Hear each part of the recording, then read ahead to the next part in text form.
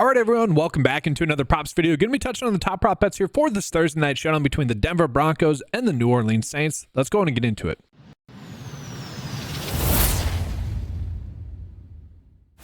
And so, as always, guys, I like to start off with a little bit of a game preview. And what we're going to do is we're going to flip the total average, because this game is projected to be one of the lowest scoring games on the slate. So it's at 37 points. Denver is actually currently favored by 2.5 points, which is a little bit surprising.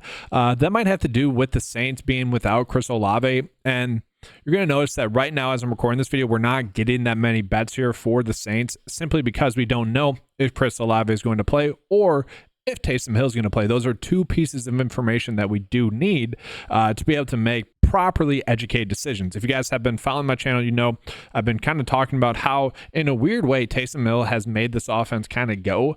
Now, last week, Spencer Rattler was able to get things going for the Saints offense for the most part. I was a little bit surprised by that. Now, pun intended, he did look a little bit rattled at the start of the game, but then really got things going.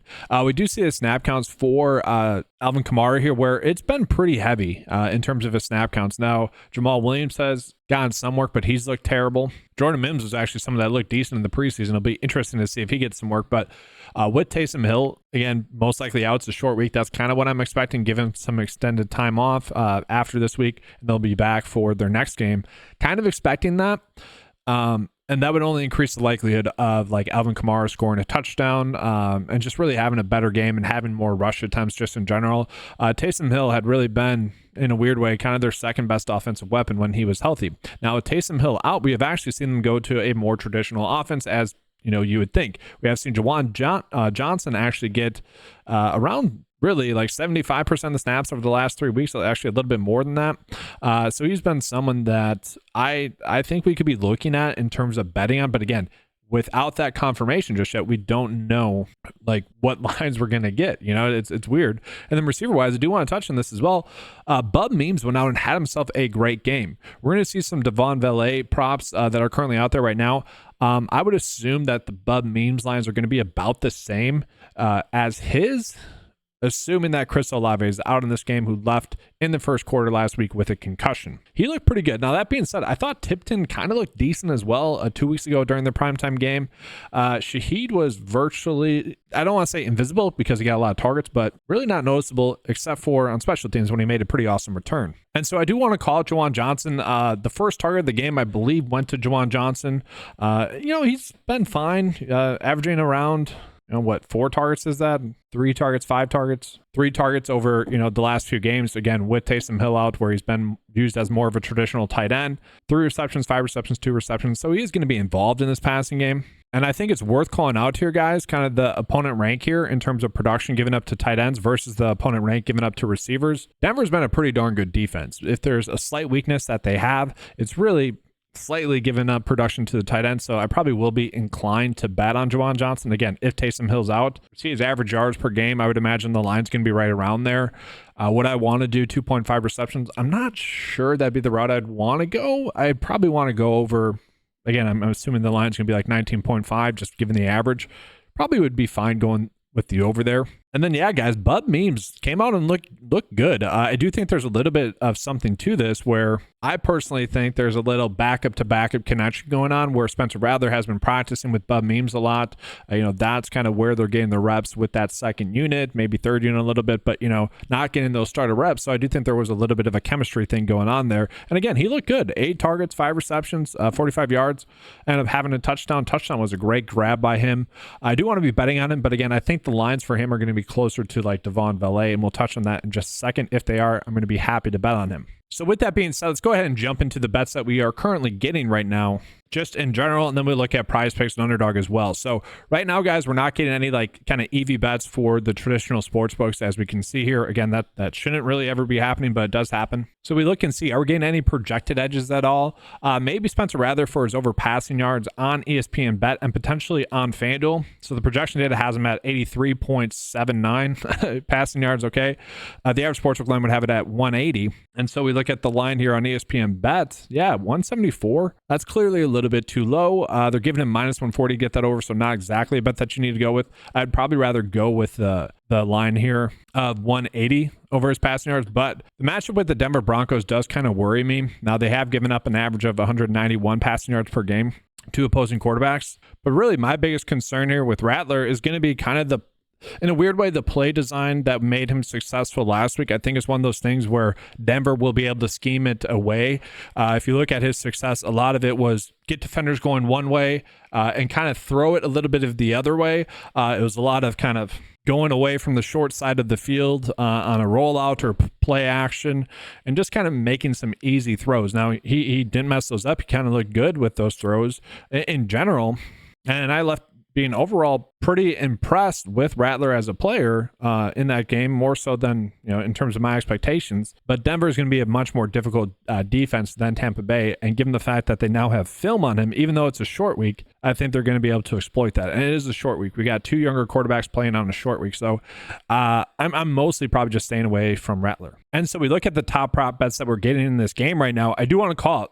The fantasy score for Alvin Kamara on PrizePicks is clearly very high compared to what the average sportsbook line is kind of suggesting. So the average sportsbook line, we can even round it up to 17. Expecting him to get 17. The projection data likes the under as well. Again, this is rooted in that Denver defense being a pretty darn good defense. And so I'm fine with you guys kind of choosing to bet his under fantasy score. I think that makes sense. We got Blake Grupe for over 1.5 field goals made as well. I do think that would heavily correlate with Alvin Kamara not getting his over fantasy score, because that would be rooted in Alvin Kamara basically not scoring a touchdown. I think it's worth calling out the prop line difference for Alvin Kamara's rush yards as well. PrizePicks has a little bit higher than the average sportsbook line. So again, a decent under bet there. And again, I think the better odds that we'll get for this game are going to be with like Bub Memes and also Juwan Johnson. Again, assuming Olave's out and assuming that Chris Olave's out. And so we'll jump on into the Saints here on Underdog just real quickly. Kind of more of the same here, guys. And again, you can kind of see here why the Alvin Kamara under fantasy score is going to be a pretty solid bet, because we can see the anytime odds here for him to score a touchdown is not that high. Now, the projection data likes it a little bit more than the average sportsbook line. Kind of there. But I think that really shows you guys kind of why the under fantasy score is a likely bet for us to use.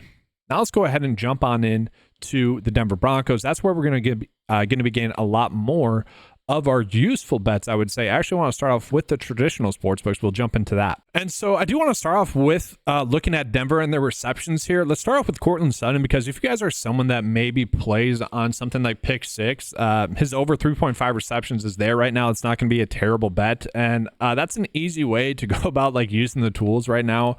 I'm probably like 2 weeks away of adding back in the pick six cheat sheet in general. But anytime a bet gets bumped on PrizePicks or Underdog one way or the other, check to see if it's on pick six. Typically speaking, it's not been bumped. This one is still available for you guys to get him at 3.5 receptions for the over. And that's a good EV bet. That's how we should be betting on pick six. I do like him to get the over. If you look at this matchup with the Saints, it's one that has become a little bit more appealing as the season has progressed. The Saints, the last 2 weeks, have looked pretty bad. Now, last week's game against Tampa, you would argue just a great offense, and I would probably agree. And the previous week as well, just another, going against the Chiefs, pretty good offenses there. But also, I think they kind of got exploited a little bit. Now, will Denver on a short week with a rookie quarterback be able to exploit those matchups? Tough to say, but Courtland Sutton did look good last week, mostly in the second half. That's my biggest worry.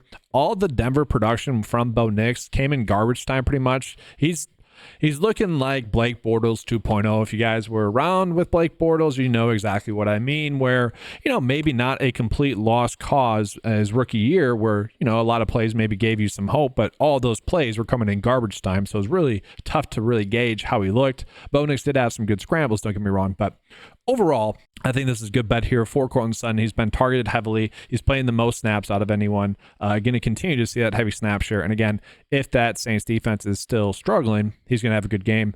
One that I actually really like, and anyone that's followed the channel has known, I've been telling you guys about Devon Valet for some time, whether it be preseason DFS or best ball drafts as like a dart throw on DraftKings you could use. Yeah, Devon Valet here, guys. And so the biggest part of the equation here with him is going to be, is he going to play a lot, right? Played 49% of the snaps in week 1, ended up with the highest amount of targets in that game, ended up having a pretty good game in that game, and then 62% of the snaps last week. Now, why did he not play through week 2, 3, and 4, 5? Week 2, he was a little bit banged up. Apparently, that was out of precaution for him to sit, and then he was just a healthy scratch in weeks 3, 4, and 5. So I don't think we can for sure say that, all right, he's going to get a lot of playing time in this game. But given the information that we have, it does seem like he's going to be the kind of receiver number 2 in this offense.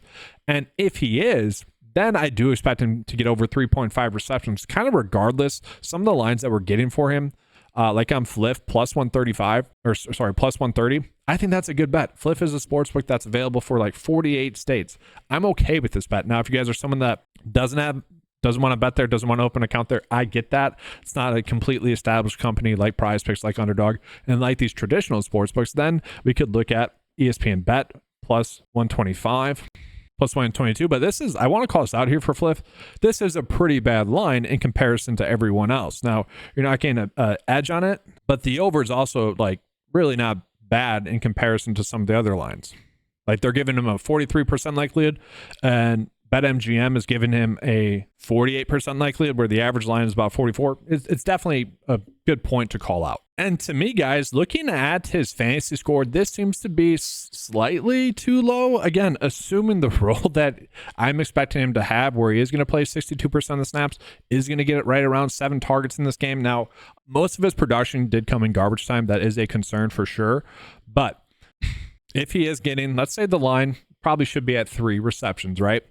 And then you say, all right, his receiving yards is at 33.5. Okay, what is that? About 6.3 fantasy points, where fantasy score typically has a little bit of buffer in there, if you will, with their line to account for an extra reception, an extra receiving yard, an extra touchdown. That's not that big of a buffer for a guy that could end up being the receiver number 2. So I kind of like the idea of running out stacks with really all the receivers. Courtland Sutton to get over his fantasy score is going to be one of the better prop bets. Again, kind of looking at it, guys, the reason why that is we saw with his receptions, he's likely to get over 3.5 receptions. If he gets over 3.5 receptions and he gets right around 47.5 receiving yards, that's about 8.7 points right there. Again, not really accounting for the touchdown that much. And so, 53% edge if we round up, not a terrible bet there as well. Again, assuming that this offense can get going. I obviously I don't love betting on these two teams, but that's kind of what makes it fun. There's a little bit of the unknown with it. And then Troy Franklin has been frustrating on film because he should be having bigger games. People should be excited about him as a player, but his line at 4.5 does seem to be egregiously too low. He played the same amount of snaps as Devon Valet last week. I could see his snaps going away though, so it is risky.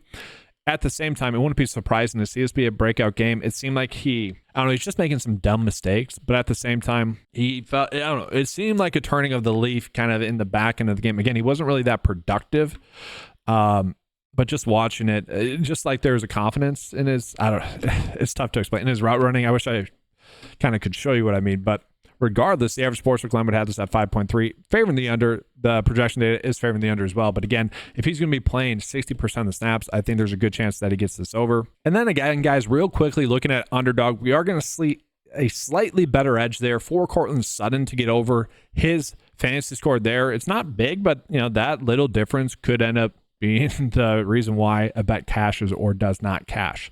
So that's a pretty good bet there. I'm happy to roll with that one. And I do want to point out, Underdog does give us these tackles and assist prop bets. Right now, there are not any. Typically, those have been our best bets. So I did want to call that out. We're not getting those right now, but that will be really our best edge, I would say. So, guys, about to get into the 9 to 5 bet of the day. Again, if you guys want access to any of the tools available on the website, head on over to 9to5sports.com. Get access to all the tools that you see shown in this video and that are available on the website. That's going to include fantasy golf tools, prop tools, NFL DFS tools as well, all available for you guys for just $10 a month. If it's your first time signing up or you're signing up again, use the promo code Keep Cashing. They'll give you guys 20% off your first month. So make that $10 membership $8 for the first month. Already a great value, just making a little bit more of a value there for you guys. All right, guys. So getting into the prize fix bet of the day. Again, I really like the fact that this Alvin Kamara line does correlate pretty well with Blake Grupe as well. And we're not getting punished for having a bet that correlates. That's one of the more frustrating things about prize picks and underdog is how much they reduce the payouts lately when you're getting an edge on them. The reason why that is because if Alvin Kamara's game is under fantasy score 19, that's most likely going to be because they're not scoring touchdowns. Okay. And if that's not happening, then I do think that's going to mean that they settled for field goals. And so I do like that correlates a decent amount. Heck, if you want to bet the opposite, if you're saying Alvin Kamara, maybe he doesn't score touchdowns, maybe it's someone else, but he's going to be involved in the passing game. I'm kind of okay with that as well. But obviously this is the best bet on paper, just given the fact that the average sportsbook line would have this closer to like 17 for his fantasy score. And then Blake Grupe was one of the better ones. Now, Cortland Sutton's going to be a better bet on the underdog like we saw. I'm not seeing another bet that we could roll with on underdog right now that we feel comfortable kind of telling you guys to bet on. So I'm fine doing that. And then I'm just kind of saying, all right, that Saints D is going to continue to be exploited like they have been the last couple of weeks. And I'm going to bet on the playing time being the same for these two receivers. Now, that's the risk here, guys, is that with Sean Payton, we never know really what's going to happen snap count wise. He's been so sporadic with it. Javonte Williams been getting a lot of work. It wouldn't be surprising if we see Jaleel McLaughlin lead in the snaps. Devon Valet, again, healthy scratch for 3 straight weeks and then comes out and then he's the receiver number 2. He looked good as well, I should say. And then Troy Franklin, just more of a snap count thing. Had about the same amount of snaps as Devon Valet and could have been more productive, ended up with a touchdown. He's had some big mistakes. Maybe he clears those up. That's really the bet. Again, Bub Memes, if Chris Olave's out, I don't mind as an option there as well. That's going to be all for today's video, guys. Make sure to give a like and subscribe. Leave a comment with your guys' favorite prop bet. If you disagree with one of those bets, by all means, call it out in a constructive way. If you guys want to share this with other people, by all means, that helps out the channel as well. All right, thanks for watching, guys. Good luck. And as always, let's keep cashing.